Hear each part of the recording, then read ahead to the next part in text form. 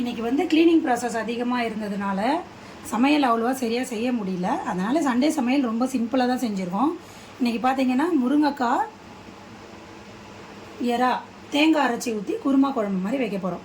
அதுக்கு தேவையான பொருள் பார்த்திங்கன்னா வெங்காயம், தக்காளி, பச்சை மிளகாய் நீல வாக்கில் கட் பண்ணது, முருங்கைக்காய் கட் பண்ணி வச்சுருக்கேன், இஞ்சி பூண்டு விழுது அரைச்சி வச்சுருக்கேன், தேங்காய் வச்சுருக்கேன் அரைக்கணும், எறாவை க்ளீன் பண்ணி வச்சுருக்கேன். கடாய் அடுப்பில் வச்சுட்டு எண்ணெய் ஊற்றியாச்சு.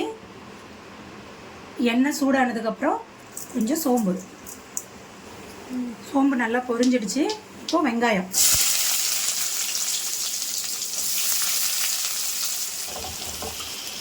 நல்லா வதங்கினதுக்கப்புறம் இஞ்சி பூண்டு விழுது போடும். இஞ்சி பூண்டு வதங்கினதுக்கப்புறம் பச்சை மிளகாய், இப்போது தக்காளி. வெங்காயம் தக்காளி நல்லா வதங்கிடுச்சு.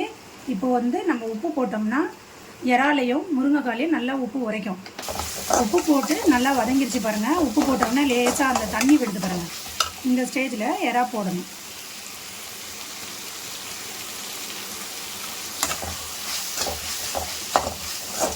எறாவை நல்லா கலக்கி விட்டுட்டு முருங்கைக்காய் போடணும்.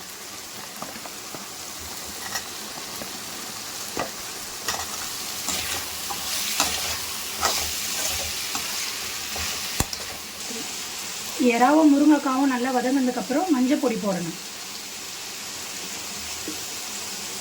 அதுக்கப்புறம் மிளகாத்தூள் போடணும்.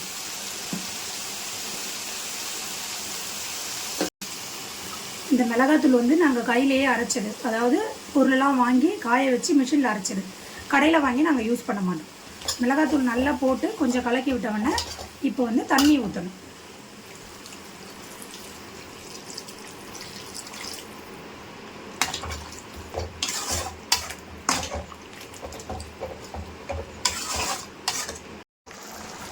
எறாவும் முருங்கைக்காவும் நல்லா கொதிக்க ஆரம்பிச்சிச்சு. கொத்தமல்லி இல்லை, கொஞ்சமாக தான் இருந்துச்சு. ஆனால் கொஞ்சம் நிறைய போட்டிருந்தீங்கன்னா நல்லா வாசனையாக இருக்கும். தேங்காய் போடாத முன்னாடியே இந்த எறா முருங்கைக்காய் வாசனையே பசியை தூண்டி விட்டுருச்சு. அவ்வளோ வாசனையாக இருக்குது.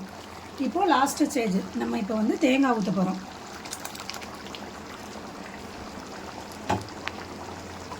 தேங்காய் ஊற்றுனதுக்கப்புறம் குழம்பு வந்து கொதிக்கக்கூடாது. சும்மா கொஞ்ச நேரம் அப்படியே இருந்துட்டு மூடி வச்சிட வேண்டியது தான்.